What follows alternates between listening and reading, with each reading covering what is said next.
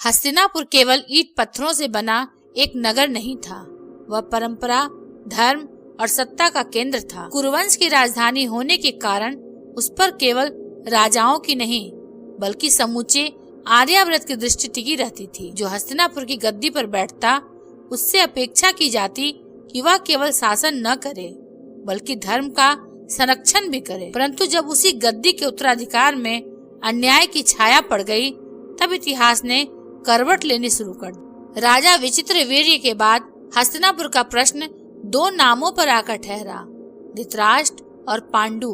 धृतराष्ट्र ज्येष्ठ थे परंतु जन्म से नेत्रहीन। राजधर्म के अनुसार राजा का शारीरिक रूप से सक्षम होना आवश्यक माना गया, इसलिए गद्दी पांडु को मिली। यह निर्णय उचित था, परंतु इसी निर्णय ने धृतराष्ट्र के मन में एक स्थायी पीड़ा जन्म दी। वह स्वयं को राजा तो मानते रहे पर भीतर ही भीतर यह भावना पनपती रही कि उनसे उनका अधिकार छीन लिया गया है। पांडु के वन गमन और अकाल मृत्यु के बाद राज्य का भार धृतराष्ट्र पर आया। यहीं से समस्या और गहरी हो गई। धृतराष्ट्र राजा तो बने पर निर्णय लेने में सदैव डगमगाते रहे। उनका हृदय पुत्र मोह से ग्रस्त था और उनकी बुद्धि उस मोह के सामने अक्सर पराजित हो जाती थी। इसी दुर्बलता ने हस्तिनापुर को धीरे धीरे अधर्म की ओर धकेलना शुरू किया। कौरवों और पांडवों का पालन पोषण एक ही राजमहल में हुआ। एक ओर धृतराष्ट्र के 100 पुत्र, दूसरी ओर पांडु के 5 पुत्र। प्रारंभ में सब कुछ सामान्य था, परंतु जैसे जैसे बालक बड़े होने लगे अंतर स्पष्ट होने लगा। भीम की अपार शक्ति, अर्जुन की विलक्षण प्रतिभा, युधिष्ठिर की सत्य निष्ठा और धर्म प्रियता, ये सभी गुण प्रजा और गुरुजनों को आकर्षित करते थे। इसके विपरीत दुर्योधन के भीतर निरंतर एक भय पलता रहा।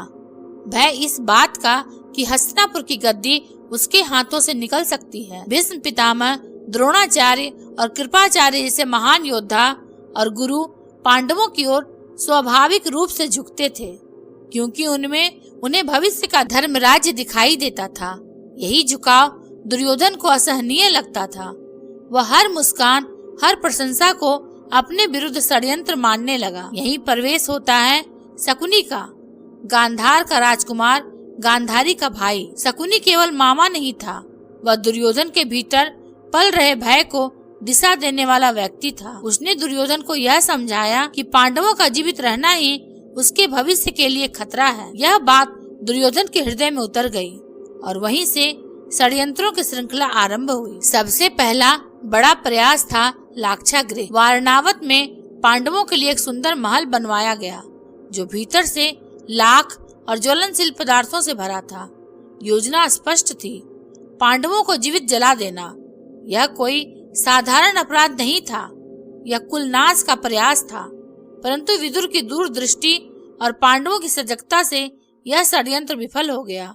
भीम ने सुरंग के माध्यम से सबको बाहर निकाला और लाक्षागृह धू धू कर जल उठा। इस घटना के बाद पांडवों को मृत मान लिया गया। हस्तिनापुर में दुर्योधन ने चैन की सांस ली, परंतु नियति को कुछ और ही स्वीकार था। वन में भटकते हुए पांडवों ने संघर्ष सीखा, संयम सीखा और स्वयं को पहचानना सीखा।